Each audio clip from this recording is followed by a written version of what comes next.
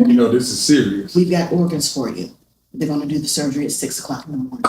We need You you should to have go lived home. with that the first time. We need you to go home and get your stuff, and we need you to come back. That's where you flipped. Oh, this is real. I bust out sobbing in tears. Because it was right before. Exactly. Wow. He may not come when you want him, but he always on time. Yes.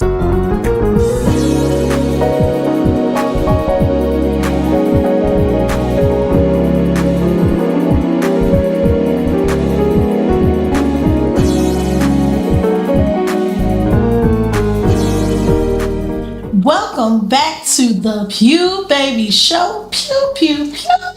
And we are here with another interesting guest. And let's go ahead and say it. No relation, but there is relation.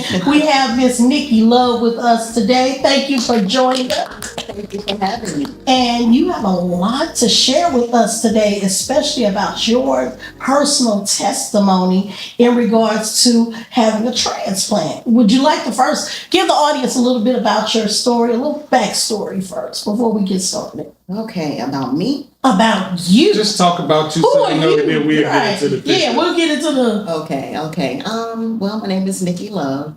Originally from about 50 miles south of Chicago, born and raised. Shots out. My brother, actually, I live on the east side. Okay. My brother went to SIUE. Okay. Stayed in the area after college, and after I got out of college, I went to Little Rock, Arkansas. All right. Okay. I went to Illinois State University in Bloomington Normal, and then went to Arkansas, Little Rock, Arkansas.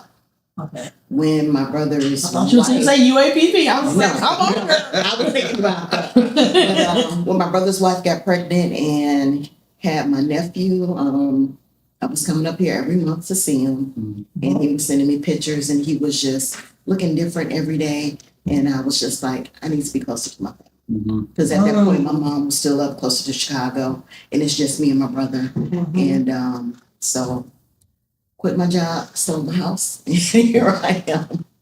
Well, The hey. rest is history. Yes, and he turned 14. I moved here when he was 1. So, All right, Okay. man. yes. Well, welcome back to the show me. And, obviously, it's working out because you're still here. Yeah, we've since moved my mother down this way. Okay. Okay. All of her siblings have passed, so she's the only And sibling you got to left. look out the mom. And so we were like, okay, look, something happens, you need to be here Mhm. instead of us having to drive 3.5, Exactly. 4 hours. We can to get come to see you us. faster. Exactly. Quicker. Yep. So she's here, and she is chauffeur, cook, Mama chauffeur. my nephew. All right. She picks him up from school every day, and he says, you know what, Nana? You know what I feel like eating today? So that's Oh, that. Listen, all us, right. us super grannies, Yes. we like that. You know, we a new breed of grannies these days. And don't mess Yeah. with their relationship now, because That's they'll it. both get you. And he's the only grandson. Oh, so he's say both. less. Yes. Oh, yeah. We don't call it spoiling anymore. We call it gentle loving. Spoiled is the old-fashioned term That's that we the term, all. yeah, we work with. But ain't nothing wrong with it. Ain't nothing like some grandma love. Now I miss my grandma's dearly. Listen. So hey, you gotta enjoy it while we got it. Absolutely. Absolutely. But that's good to hear that you know everything, and because there's nothing like having family unity, because that's strength in that. Absolutely. Especially with why you're on here talking about your personal testimony, which is definitely on par with our season of Divine Completion. I'm completing me, and like I told everyone, this season we're dealing with different facets of completing ourselves. That's it. So you're dealing with today the more physical side of completing and Yes. telling your testimony. And I don't want to get ahead of myself because that's your job. So go ahead and let's get it. Okay. Well, I moved here in 2012. I actually was working at SLU Hospital at the time. Okay. Okay. And I started having some issues. And I think where it kind of all started from, well, let me take that back. I've been an insulin-dependent diabetic since I was 20 years old. Okay. I'm not going to say it was genetic or anything. My grandmother had it, Mhm. but no one else in my family had it at that time. Okay. Okay. But Type 1 or type 2 it's does. type 1. Okay. So, and I was raised in the house with my granny. You know, we raised in the house with my grandmother, my grandfather. My mama lived upstairs, and you know, so I knew what diabetes was. I had been taught how to give a insulin shot on the orange at a young age, so I always gave my grandmother hers. And when I started having some things going on, I was never a big water person, Okay. but I would just be so thirsty at night. And I would just get a big cup of water and set it on the side of the bed. And I would just drink all night. And I was just like, I just knew what it was because I just knew what the symptoms was. And that my grandmother was always thirsty and she would not be feeling good, but she couldn't explain how she was feeling or what was going on. And I would say, well, what hurts on you? And she would be like, nothing. I just don't feel good. And I lost like 40 pounds in a month. Wow. I didn't realize it until one night me and my best friend were getting ready to go out. And that was when the big leg jeans were in. And so I was tightening my belt on it and she was like, wait a minute, you tightening that belt up a little too much. Yeah. And I kind of looked and I was like, oh, wait a minute. These pants are a little bit bigger than they used to be. And I looked at the belt, how far I had it. What notch you had it in. Yeah, and I was like, okay. And then just kind of some other things. And I was like, okay, I need to go to the doctor. And like I suspected, he diagnosed me with having diabetes. And he was like, okay, we're going to start you on some pills. Tried those for maybe 2 months. They weren't working. Okay. And so he was like, okay, that's not working. Let me run some tests. Okay, you're type 1 diabetic. And it was weird because I wasn't a juvenile necessarily, but I wasn't what he considered a full-fledged adult. So it was just kind of in between. Yeah. Okay. So Now, before you go any further, can you tell our audience the difference between type 1 diabetes and type 2 diabetes? okay, so type 1 diabetes is your pancreas does not produce any insulin. So you need to take shots of insulin to basically help everything else in your body kind of work. Type 2, it is, I notice now they're giving people are taking shots and medicine, but you can kind of help it, get rid of it by diet and exercise. Yep. So one you can get rid of, One you can't. one you can't. Okay. And so I had the kind you couldn't get rid of. So But you bandage in and you're still here. So that means if you do what you're supposed to do. yeah, and I did that for many years, 20 plus years. I always saw my endocrinologist is a diabetes doctor. Saw her every 3 months, had my lab work, didn't have any hospitalizations, any ER visits, anything like that. I watched what I ate, didn't drink pop. Oh, we got another pop in the building. What you're not going to Pop or soda, soda, Coke, whatever. Okay, yeah. Didn't drink no That was pop. the inside no joke. pop. I know what it is. Didn't drink no pop. Like she said. Like you just popped this Like in, I huh? just popped the face. You know we crazy, I'm so. Oh, no, I get it. I get it. People try to tell me, oh, you're not from here because you said pop. So I get it. But just did what I was supposed to do, you know, and I was fine. Go back to, I don't even remember, maybe, I guess it was 2012. I woke up one night and I thought something was happening. I wasn't sure what it was, but I was in pain and I couldn't move. Oh, wow. And I just was like, at that time I was still in Little Rock. And I just remember falling out of the bed. I was trying to get to the phone. I couldn't get to the phone. And I just remember crying and thinking, Lord, please let me be okay. Please let me be okay. And it was like from the waist down, it was like I was having these horrible, I don't have any kids, but I would consider labor pains in my from my waist down. Mhm. Oh, wow. And I laid there about an hour, and finally they kind of subsided. So I got up and went to the emergency room. I knew if I called 911, they wouldn't be able to get in my house. The alarm was on, the doors were locked. I knew I wasn't gonna be able to make it to the doors. Yes. But they were like, oh, we ran all these tests. Nothing was wrong. I think that was probably the start of it. I think they maybe just missed some things. Fast forward, maybe less than a year later, I moved here, and I got sick with what I thought was the flu. And I went to the urgent care. They gave me some medicine. I wasn't getting any better.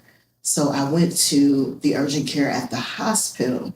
I'm not going to say the name of the hospital. I'm going to say it's on the east side. That's all I'm going to say. And they were like, I was having trouble breathing. And they were like, no, we've got to wheel you up to the emergency room. And they did that. They saw me. Okay, you don't have pneumonia, but they diagnosed me with like some upper respiratory stuff, gave me some medicine. They prescribed me a steroid and something else. And I went home. About a week later, I wasn't getting any better. But one morning I went up, took my dog out, and it was cold. It was like in January. And I was in my bathrobe. And I just remember sitting on the back patio thinking, oh, this air feels so good. I went in the house and went to use the bathroom, walked out of the bathroom, and I collapsed. And I don't know how long I was there. Everyone else in the house was asleep because it was early, about maybe 6 or something like that when I went out. My blood sugar was, I'm surprised I didn't die. Oh my goodness. My blood sugar was not reading even on the glucometer. Oh geez. Yeah. Yes. So I wound up going to the emergency room. My blood pressure was low. My blood sugar was high. They admitted me, started treating me like I hadn't been taking my medicine. It was a steroid. Wow. And I will say on my part, I was so sick to where I wasn't eating like I should have been. I was drinking a lot of juice, which sugar. And I wasn't checking my blood sugar like I should have been. But that steroid that they gave me just shot it up. Wow. And I've been taking it for about a week. So I stayed in the hospital for about 3 days and got out, feeling a little better, but I swole up like twice the size. Like none of my shoes fit, none of my pants fit. I was wearing skirts, and I had bought a pair of boots from like Macy's or something. They were on sale. I just had to have them, but they only had a size up. I was wearing those because that's all I could fit on my feet. Oh, wow. So I went back to the urgent care, not there this time. So definitely somewhere different. At SLU. Definitely. At SLU. And they were like, okay, we want you to go to the lab. And I went and got some lab work done. They called me like later that day. And they were like, we have you an appointment to see the nephrologist like tomorrow. Make sure you don't miss it. Wow. So I was just kind of like, okay. Well, thinking to myself, kind of, okay, what's going on? I went to see the nephrologist, and he diagnosed me with chronic kidney disease, stage 3. Oh my goodness. Oh, wow. So my kidneys were failing. That was all the fluid. Yes. Yes. So he changed some medicines around, took me off some stuff, added me to some stuff. He was like, okay, we're going to see you in a month and see how things go. I went back in a month. I had the lab work done, went back in a month, and I had progressed to stage 4. Jesus. In just that time. Jesus. Wow. So now he is, okay, we need to look at dialysis. And I was just like, I don't want to do dialysis. I had seen that before. I had been at the dialysis clinic. And you knew what came along with it. Yes. I feel like people that go on dialysis, you don't see them get up. A lot of us minority people, Right. you see them die. Keeping it real. I didn't want to get on dialysis, so I was like, what do I have to do to not do dialysis? And I found out later that this was that doctor's first week working there. And I was one of his first patients. Oh, wow. But clearly he was working. Right, clearly. I told him my apprehensions, and he said, you need to go on a renal diet. He had someone print it out and bring it to me. He said, but I also want you to see the transplant doctors. He was like, because this is not going to go away, and you're too young. And besides this going on, everything else with you is okay. But you're too healthy to have to go through this. And live life that way. So let's nip it in the bud. Let's try to get it taken care of now. Okay. So I went on the renal diet. And So what does that consist of? So, man, no processed foods. That's everything. Nothing with no fast food. No lunch meat, no hot dogs, no pork, nothing with potassium or salt. So no potatoes, no mushrooms, no tomatoes. Jesus. Yeah. Like I said, nothing. And I'm still watching the sugar. Yeah. Now, I was raised in a house with my grandmother who was a diabetic. My granddad had high blood pressure. So she didn't cook with a lot of salt. Okay. So I was good You on was the used salt. to that. I'm good on that. But he was like, you need to do this. Hopefully it will help. I went on it and I went strict, very, very strict, as well as I was sick and I just didn't have an appetite. So I would have to make myself eat.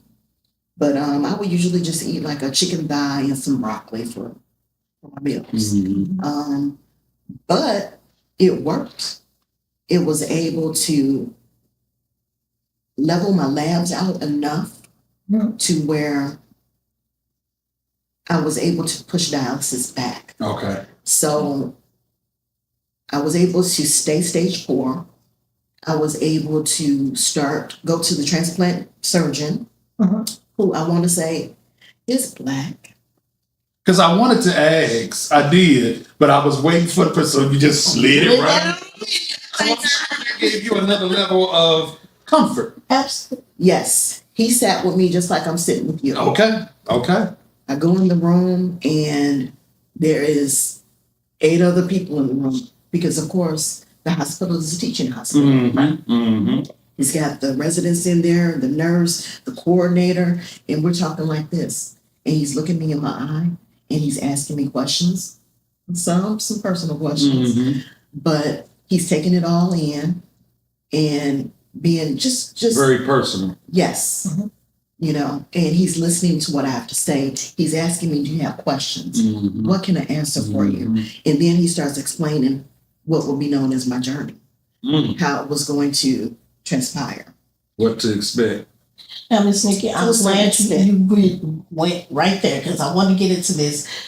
We as African American women, when it comes to hospitalizations and doctors. Black people as a whole. Well, Black people as a whole. Because men don't like going to the doctor either. But the thing about African American women is that they don't take our pain threshold seriously, number one. Yeah. Number two, a lot of doctors don't take our symptoms seriously that are of other ethnicities.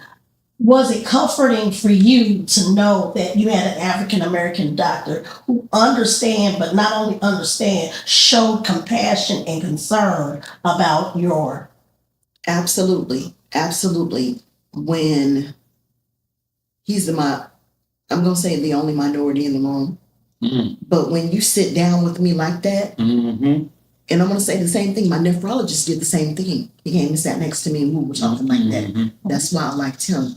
But when you sit there with me and you talk to me but you listen to what I'm saying and what I'm telling you is going on, and you explain to me why it's going on. You feel heard. Yes. Absolutely. And when he says, well, how often does this happen? And I tell him, he said, well, the reason why this is like that is because this and this with the diabetes He's and giving this and this. answers. So he's explaining to me what I'm telling him is going on. He's telling me why it's happening. Putting it all together. So I'm like, okay. And he had his ear pierced out. But I was just looking at that. I was like, you kind of cool. I'm like, but and when he, at the end of him kind of asking the questions and stuff, he says, I think it would be a good thing for you to go through with the transplant. Now, I had done my research. Mm-hmm. So I says, okay, what about a pancreas transplant as well? Because me being in the medical field, I know that just getting a new kidney is not going to solve the root problem. Mm-hmm. So, and he says yes, because the same thing will happen in half the time. Mm-hmm. They say the shelf life of a kidney is 10 years. Mm-hmm. The same thing will wind up happening 5 years from now. Wow. And you will have to need another kidney unless we cure the diabetes Mm-hmm. and then go that route. Mm-hmm. It won't be the same. Yeah. You'll have a better quality of life. Okay. So he was like, okay, we're going to run some tests. We just want to make sure that your pancreas produces no insulin. Mm-hmm. He was like, but he leaned in a little closer to me. He said, I think we'll have organs. Once you're listed, we'll have organs for you within 3 months. Now, I've seen people on the list for years. Yes. And him telling me this, I'm like, all right, he's pulling my leg now, Mm-hmm. Mm-hmm. But I listened to what he was saying. So I trusted what he was saying. Mm-hmm. And so I said, okay, talk to my mom about it. And my brother, who was one of my best friends. And I was like, let's do it. And so I wanted to live. Yes. And you got to have a will to want to live. Absolutely. Absolutely. And I think that's a good breaking point because we want to get into the transition and everything that you went through far as the transplant. So, people can get that insight because we know that's a whole process by itself as well. Yes. So before we get into the nitty gritty of that, you hear him go to the bathroom, get you a beverage, and we'll be right back. They trying me with these pops, y'all. We got to see that we got some new sponsors helping us out here with you, baby show. It's Take 5. We want to shout out Take 5. Y'all know y'all need some oil changes. If you don't get that oil change, fill my cup, Lord. That it may run over, Lord. Not run over. Well, we want the oil of the Lord to run over, but not the oil in the car. No. Y'all better go to Take 5 oil to help you with them situations.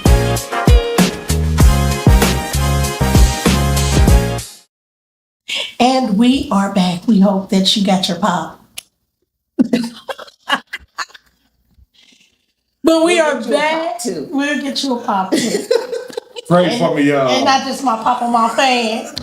But we are back here with Ms.Nikki, and she has been telling us her story, her testimony, and we left off right at the point where she was about to get into her transplant and the process of the transplant. So we can start from right there. Okay. So you have to go through a transplant evaluation. Mm-hmm. It took me 6-7 months. I started in January, and they're going to make sure that, and it's a fine line. Mm-hmm. You're healthy enough to get the organ, and it's going to make your life better, make you back healthy. Mm-hmm. But if you're too sick, you're not going to be approved for it because you could get it and pass away. Mm-hmm. And they look at it as a waste of organ. Yeah, but you're sick because you need the organ. Exactly. But so it's kind of rough. Yes. Mm-hmm. And they check everything. Me as a woman, I had to have all my womanly stuff done, even though it might not have been a year since I had it last. I had to have it done again. They're screening you for every type of cancer. You're going to get a heart cath. Make sure your heart is healthy. Psychological evaluation. They're checking you from the rooter to the tuber. You're going to the dermatologist. Yes. I know what you mean. That's for the younger folk. They don't know it. But I know the rooter to the tutor. Listen, from Tutor here to the to the tip of your tongue. Yes, everything. And once you get all of that done, then the doctors will go before this board. And United, something, I can't think of the acronym right now, but they'll go before them and they're going to plead your case like a lawyer. This is Nikki. She's this years old. This is what's going on with her. We feel that, she's got chronic kidney disease. She's stage 4. We feel she would benefit from a transplant. It will do this, this, and this. And all your health history, everything. Yes, yes. She doesn't have this, this, or this. We check for all of this. She's good for all of that. And she'll be healthy. And at this point, she's healthy enough to get an organ. Okay, and sustain. So I was approved by UNOS on July the 31st of that year to be listed. So you get listed. That is basically nationwide. And they go by a bunch of different things. Your blood type, how many antibodies you have. Those antibodies come from blood transfusions. I had never had a blood transfusion. My blood type was a little, not one that is universal, A negative. But he had assured me, you're going to have a transplant within 3 months. I got on the list. I got my first call within 4 days. Wow. I had a transplant coordinator that I dealt with. She called me. She was like, Nikki, don't eat anything after midnight. We think we have organs for you. I'm going to call you back in a couple hours. Where was you at when you got this call? Probably at work. And I know you had to gather yourself. Yes. I got on, Mom, they just called and you better come on. You better come on. She had 3.5 hours. Yeah. And they said they got an order. She's going to call me back in a couple hours. So my mom was like, all right, I'm going to start getting my back together. Because also, this is how serious it was. And with me needing the 2 organs, I had to have someone sign an affidavit. Someone will be with me 24 hours a day for the first 30 days. I could not be by myself in case anything happened. Okay. It was that serious. Okay. Wow. So my mom, she took off work. She was like, well, I'm not going to be here. Y'all ain't got no FMLA, but I'm going to take care of my daughter. That's right. That's it. And so, yeah. Couple hours later, the nurse calls back. She's like, oh, Nikki, never mind. The doctor decided to pass on the organ.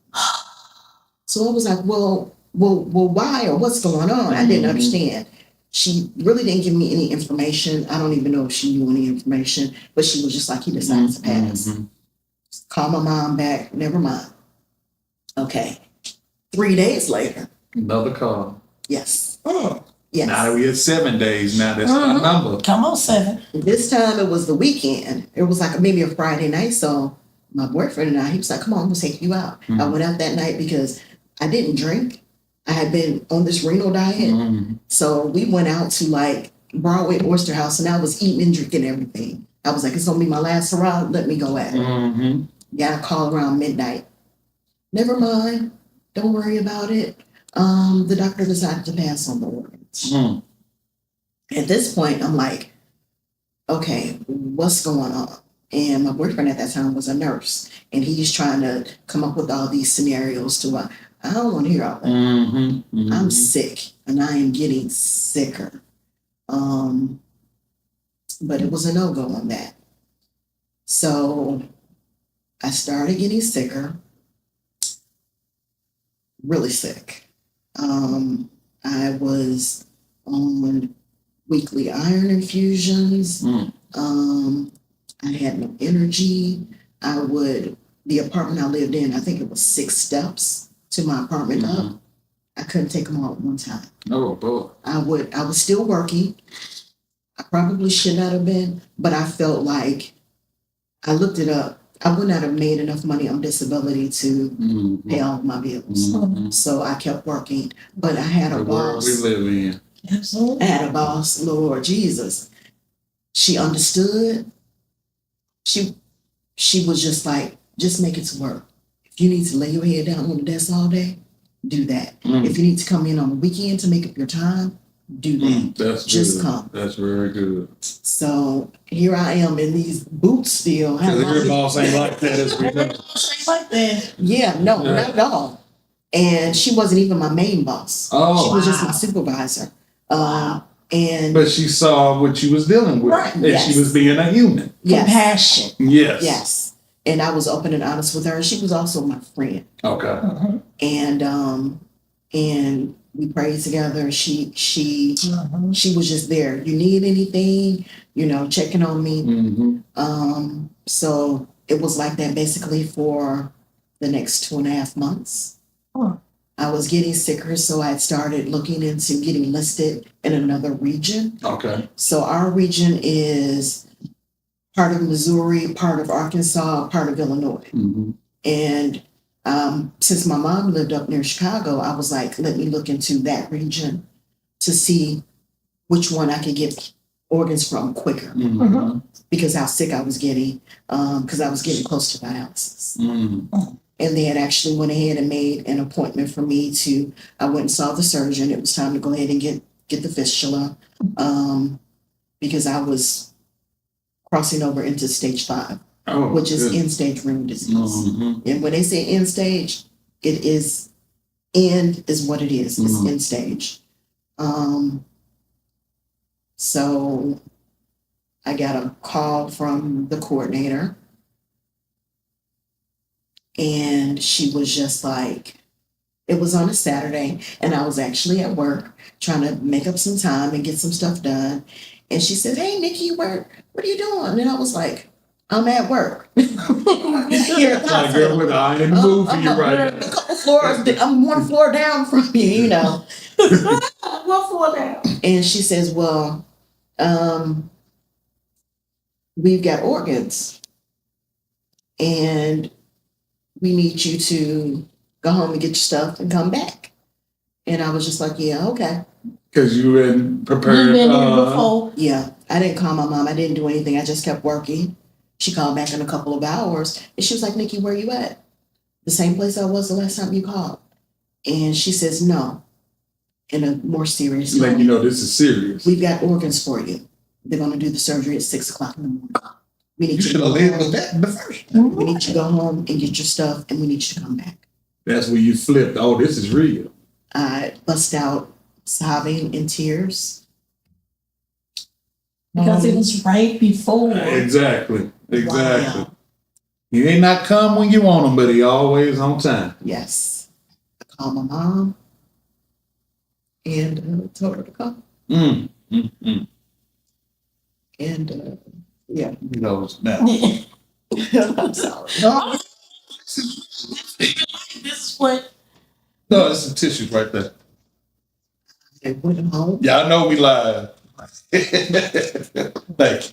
Thank you. I got my bags together. Mm-hmm. Called my brother. You need some help with Cause you that. see, well, Jesus, y'all. Sir, something that a woman's touch. I'm just saying. Because I'm gonna say you better open it right Yeah, away. I'm opening it right now. It was the thought. I did get to It's that. the thought that counts. Amen. Thank you. But that shows y'all this is real.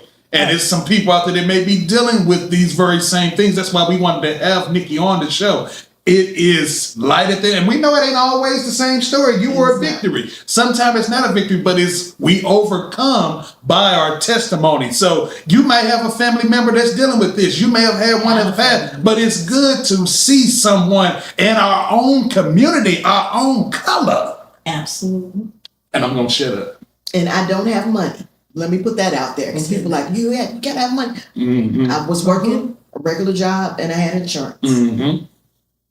And we know the woes when it comes to all of that. Yes. But I went home, got everything together. My brother dropped me off at the hospital, and I went in, and my mom came down, and my brother, they came to the hospital. They were there at 4:00 that morning. Oh, wow. So they was right there. Right. Right. Yeah. They didn't wind up doing it at 6. What happened was the doctor came in, and it was actually one of the other doctors, not the black doctor, Okay. but he is a minority as well. Okay. And he came in, he talked to me and my family, and he says, okay, I'm getting ready to go and procure the organs now. I'm going to make sure that they are what we think they are, and then I'll come back to you, and we'll go from there. So at this time, I'm a wreck. I'm scared, but I'm also praying because I know in order for me to get this gift, somebody is mourning right now. Someone has lost their loved one. And it's a feeling you can't explain. And a level of compassion. Absolutely. But the doctor came back around noon. It was like, everything looks good. We're bringing you down. They started the surgery about 1. I think my mom tells me that they were there until about 4 that morning. It was a very long surgery. Oh, so it went for the next morning. Yes. From 1 o'clock that. On the afternoon. And it's supposed to start at 6. That. More. Oh. Yeah. Okay. Yeah. So that was a long So process. I went in at 1, and when I say went in at 1, like they took me down at 1. I'm gonna say probably started maybe around 1:30 is maybe when they put me under. I talked to the anesthesiologist and all that, and who was black? Oh, Jesus! See, Don't they know how to give you insurance? I'm loving it. Dr. Watson, he came and talked to me, and I was like, I'm scared of waking up in the operating room, feeling everything. He calmed me down, and I went in. I saw the doctors. There were actually 2 of transplant surgeons back there, and they had these glasses on, and they were doing something I didn't know at the time, but they were working with the organs and getting them ready to be implanted. I remember them taking me to ICU after.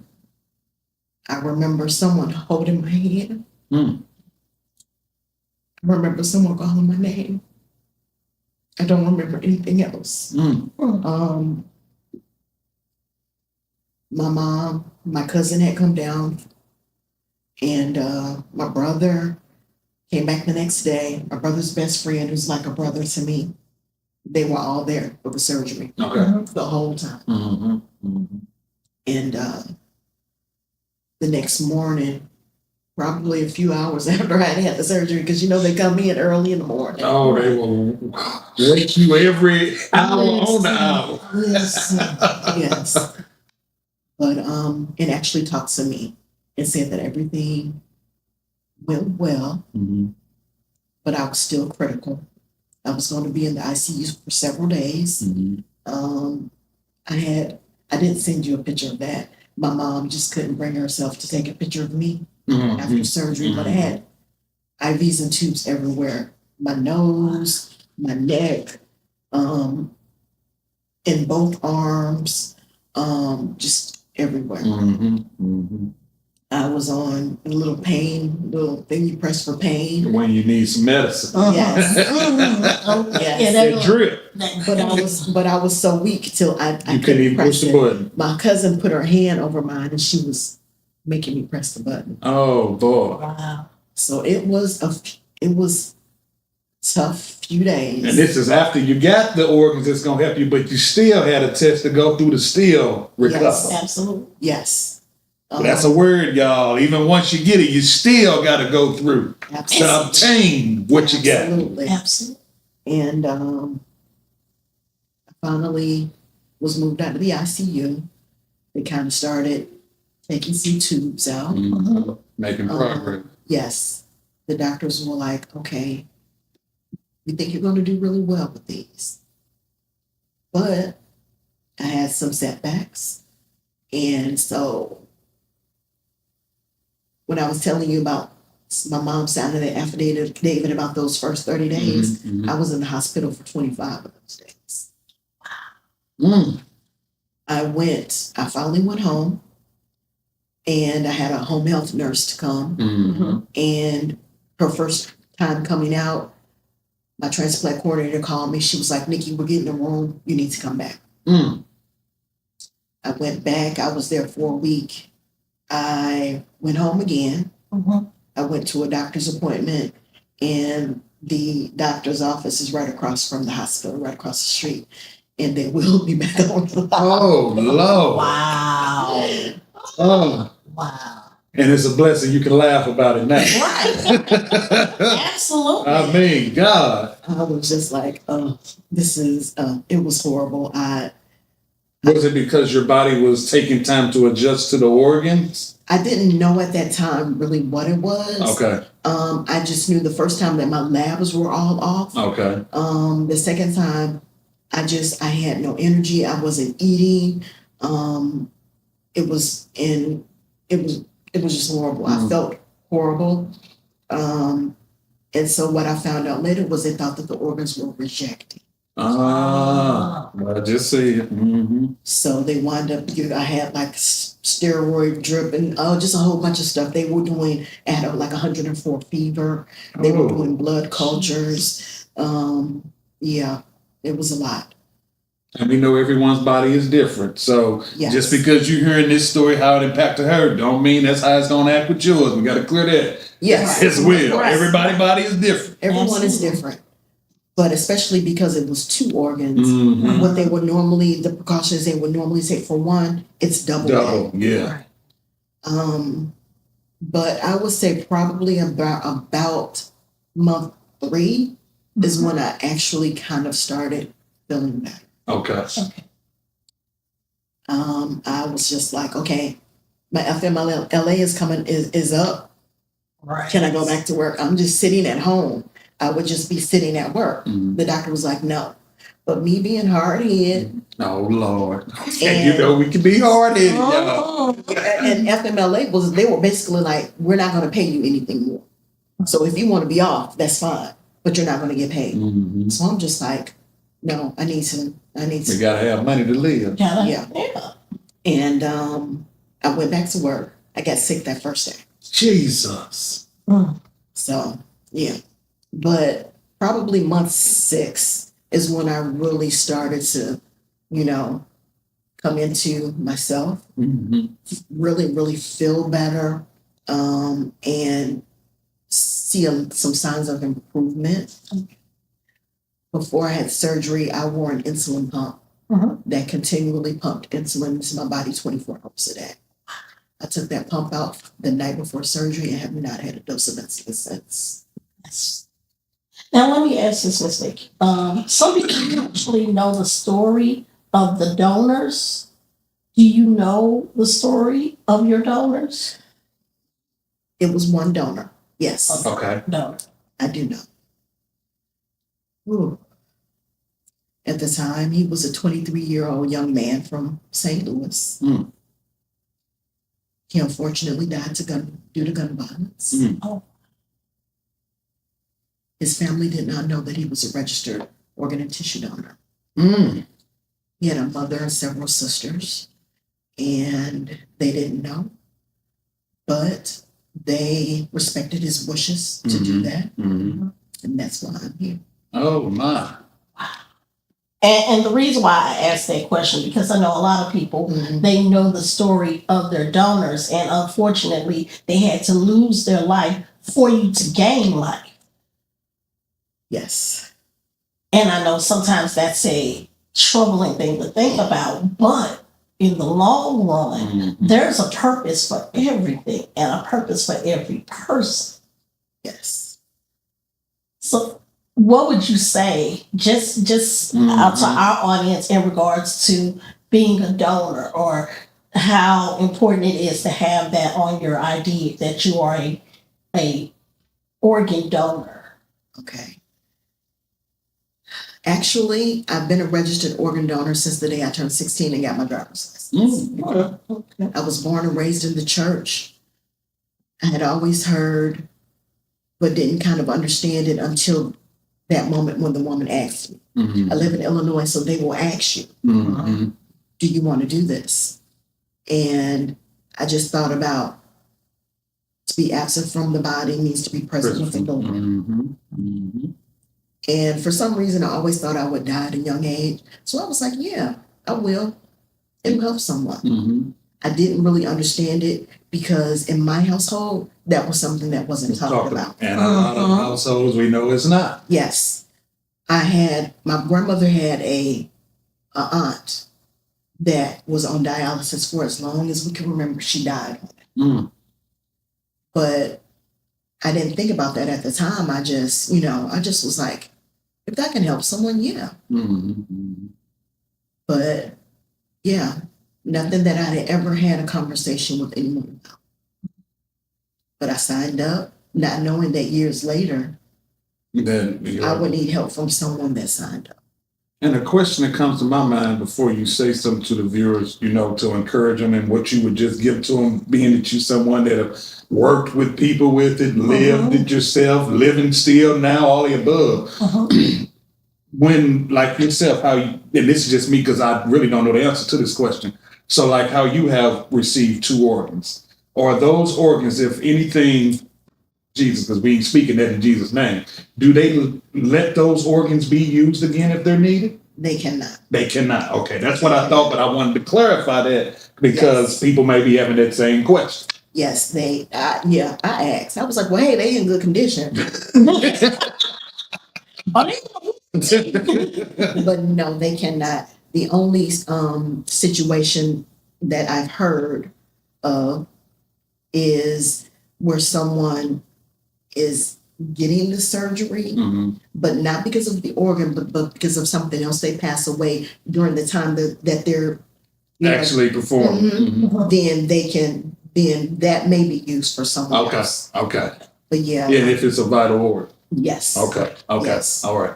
And that's why I asked that question because I know that's a good question. And the thing I know is that CJ met you at a community event. Yes. And you're an advocate for transplants. Yes. For transplants, for organ registry, for people advocating for themselves, for people in the minority community to get the correct information to make an informed decision. Because there are so many myths about the doctors won't do this, and they're taking this and they're kidnapping folks. And I just want everyone to have the correct information. If you have the correct information and you decide that's not for you, that's fine. That's right. But don't make your decision on what you've heard or myths that you've heard. Or assumptions. Or assumptions. Now let's knock out some of these myths. What are some of the myths that you usually hear? Number 1, the doctors are not going to take care of me once they know I'm an organ donor. They're not going to save my life. The doctors do not know if you're an organ donor or not.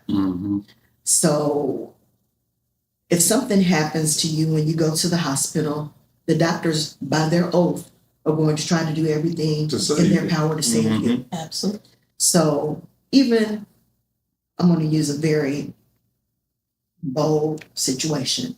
If something happens and you're brain dead, if you get shot in the head, you get in a car wreck, you hit your head, you have an aneurysm or something like that, you're in the hospital, they don't even know. They're going to treat you.